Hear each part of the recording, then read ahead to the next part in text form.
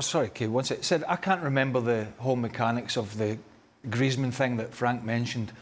What's the difference here between Atleti's stance on Julian Alvarez going to Barcelona and the Antoine Griezmann move to Barcelona? What's the difference in the mechanics of it?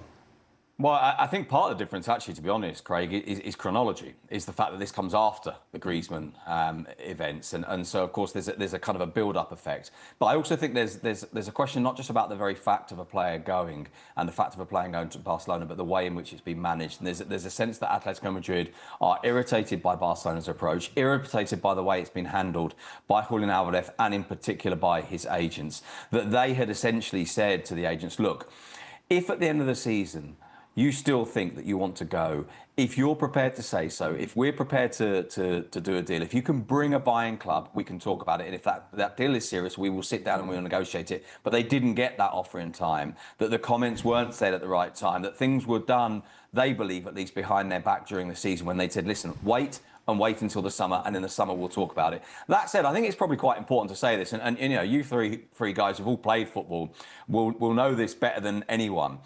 I think what happens is, of course, that clubs, when it comes to, if you like, the popular judgment of a player, the judgment made by fans, clubs have a huge advantage because they are the club. And clubs quite often work quite hard to make sure that they don't just get the deal that they want or the lack of the deal they want in this case, but that they also win the narrative battle. And I think quite often clubs actually hang players out to dry and make it about them. Now, that's not to say necessarily this is what's happened here, but it is to say that clubs, I think, are conscious about the way that fans respond to sales and to sales even more than purchases. And so quite often I think what clubs want, and that's one of the things they would have certainly wanted in this case, is in the event of a player leaving, in this case Julian Alvarez, but it's true of any player, to be able to effectively say to the fans, nothing we could do. It wasn't our fault. Yeah, let's talk about Barcelona. Do they need him? Because he said to be their plan A, Sid. They managed without a proven reference point at the weekend to score 5 against Elche. Do they even need Julian Alvarez this season? Yeah, I must admit, this was the way I was thinking about it. So you say Robert Lewandowski's gone, Ferran Torres has gone, Marcus Rashford's gone. They've taken 60 goals between them. They haven't signed Julian Alvarez. They don't have a centre forward. And in other news, they scored 5 this weekend. And obviously, you know, part of this is that there is an analytical side to this, which is to say that I think there's an enthusiasm at Barcelona for the idea of doing something that's not enormously dissimilar to what Paris Saint-Germain do, which is to have 3 forwards who are all essentially wingers, who are going at you all the time, incredibly intense, very direct, very vertical running. But I think Barcelona believe that in key games, yes, they do need a number 9. They do need a different profile of player for playing through the middle. And so yesterday it was quite fun. Yeah, after the game, Rafinha was asked, well, does this mean that you don't need a number 9? And bear in mind, of course, he's the one that had played through the middle as that number 9. He scored 2 goals. He was absolutely fantastic. And he said, well, look, we trust what Deco, the sporting director, are doing. We trust what the club are doing, and it's up to them. He was then asked, are you comfortable in that position? He said, I'm comfortable in any position on the pitch so long as we're winning. I know. We saw that interview after the game. Gordon. Yeah, he said all the right things. Obviously, Yeah. he looked quite sharp. We're going to get a bit more of it later. Oh, no, more? Well, it's the same interview, but we have to read it. Right. But well, I just love how he softened that Scouse accent. But you know, the thing is, Sid, being in the job we're in, and Barcelona scored 5 goals, and it was basically the B team at the start, and they left a load of guys out. Everything went swimmingly for them, unlike the struggles of Real Madrid the day before. So everything's positive, but come on. Let's talk about the strop from Lamine Yamal. Come on. What's that all about? Yeah, why? I thought you were going to ask about the number 9 and go back to it. And just very briefly before we talk about Lamine Yamal, I do think it's important, of course, that clubs at this stage of the season, in other words, with the season just about underway but the transfer window not closed yet, don't allow themselves to draw conclusions on the basis of an opening weekend win away at Elche, for example. You know, that doesn't blind them to what they've got. In terms of Lamine Yamal, I think in a way it's relatively easily explained. Obviously, Lamine Yamal comes off the back of the World Cup, not entirely fully fit, in a game in which there's a goal and assist from Adeyemi, there's 2 assists from Gordon, there's 2 goals from Rafinha, there's 2 goals from Firmino. He's the only one that doesn't contribute statistically, which isn't to say that there's no contribution. And I think it's frustration. And I think he didn't like, obviously, the fact that he was withdrawn a little bit early. That's the nature of him. And I think he probably, although I don't suppose he would admit it deep down, might not have particularly enjoyed very much seeing the team play so well once he was off. I don't think it's a big deal, but he certainly wasn't happy. But You know, if you're a Barcelona fan, you look at that and think, actually, I quite like the fact that there's a competitive edge to him.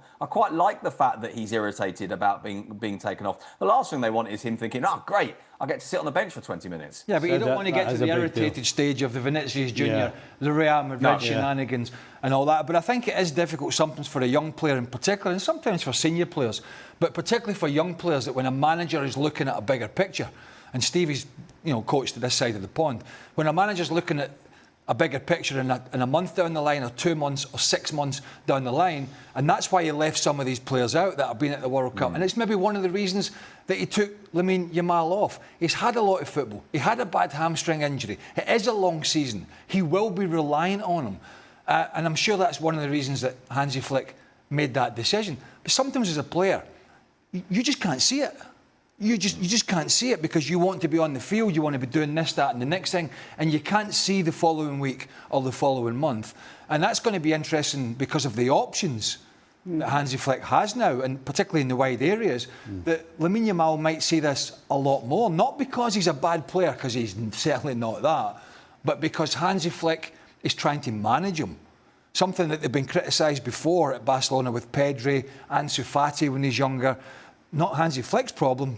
He's now trying to manage these players, their time on the field, their injuries. And it will be interesting to see how the players handle the fact that he may either rest them or take them off in some games so that they can work around these problems. Hansi Flick has become the most important player in this now. Absolutely. Because it is a problem. This is the little acorn that could grow into something horrendous.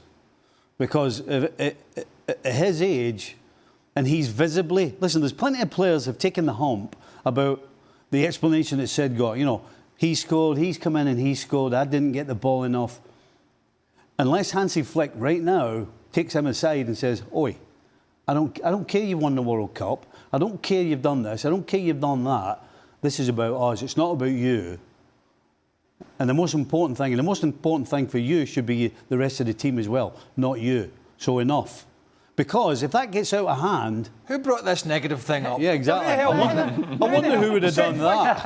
No, I tell you what, though. If he doesn't get sat upon right now, this will become a big thing. Didn't Barcelona score 5 goals at the weekend? Yeah. No, but I tell you what... But this is the best time to do it, when they score 5. I'm only bringing it up because I don't have an issue with a player getting frustrated. We've all been there, right? Most of us not with his talent, but we've all been there. What I would say is that Hansi Flick isn't all-powerful at Barcelona, but he's got a lot of power. And he's got a lot of power and a lot of gravitas and a lot of respect because of what he's achieved. And thus far, he's micromanaged any scenario that looked like it was going to grow out of hand. He's micromanaged that very well in his time in charge. But this is just another scenario where, as a player gets older and more successful, there is an ego. And sometimes egos have to be knocked down a peg or two. And it's just something for you to watch out as the season goes along. It's not a negative, it's just an observation. OK, well, let's balance it out, shall we, with some post-match positivity. And boy, was it positivity and praise from Anthony Gordon after his 2 assists in this game. Our Gemma Soler caught up with him afterwards. And her first question was how he fits into this side.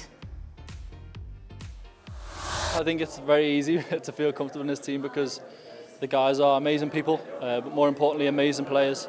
You see the ability for some of the goals, some of the creativity in the team. It makes my job so much more easy because in the end, I just have to run in behind and Pedri will find me with the pass. So almost your first goal, your first ball, you have the chance to shoot, but you decide to give it to Fermin. Why? I think it's the right decision. I think if Fermin had the ball and I was in his position, I would want him to pass. I think it's the correct football decision. We're a team, it's not about me scoring or Fermin or anybody else. We make the right decision as often as possible and try and get as much as possible. Sid, I don't know if you saw the full interview, but we were saying it would be a ding, ding, ding. He mentioned Pedri, he mentioned Lamine Yamal, he mentioned Deco. If you'd never heard whistles like that at the Metropolitano, I wonder if you've ever heard such positivity in a post-match interview before. Well, do you know what? Let's take that ding, ding, ding part on. And you're right, that he's saying the right things. And I would argue that in that assist that he gives, and he says there it's the right decision, I also think it's the right decision politically. What a brilliant thing to do on your debut, to have the chance for a debut goal and to effectively make a statement to all of your teammates around you that says, not just in saying the team matters more, but in demonstrating it. And I actually think in that sense, and I don't want to imply that this was a kind of a cynical decision, because I still think it's the right decision, but in that sense, it's a way of saying to teammates, look, not only do I believe in the team, I'm going to prove that I believe in the team. Here you go. This is for Firmino, it's not for me. We said that yesterday, didn't we? When we watched the game and then we heard them speak. Stevie and I were like, do you know what? That was smart, because he was sending a message out to say that I'm here for the team, and it's not. I want to do well, and I want to be as good as I can be, but I'm here for the betterment of the bigger picture and Barcelona, which all sounds very politically correct and all that sort of nonsense. But it was smart. It was just to say to his teammates, listen, I'm here, roll my sleeves up, and it's not all about me. That was pretty good. But then again, it was Elche. Yeah, it was Elche. Frank, some have criticised his transfer, but we got to see how valuable he can be.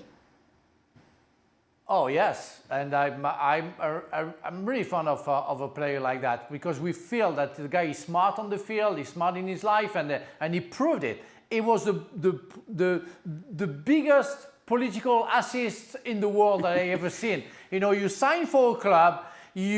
How many players, and I can name 100 players who could have tried to score a goal on their first game for a new club, for a big signing, to prove that they are very efficient. No, the guy gives to Firmino. And I got up from my sofa and I clap, and you are the most smartest person in the world, because really, that was exquisite. I love that. Yeah, we also How come Sid doesn't talk like that? Speaking Spanish. Sid, how come you don't talk like Anthony Gordon? How come you don't? Listen, if I started doing a Scouse accent now, it would offend so many people. It's probably not a good idea.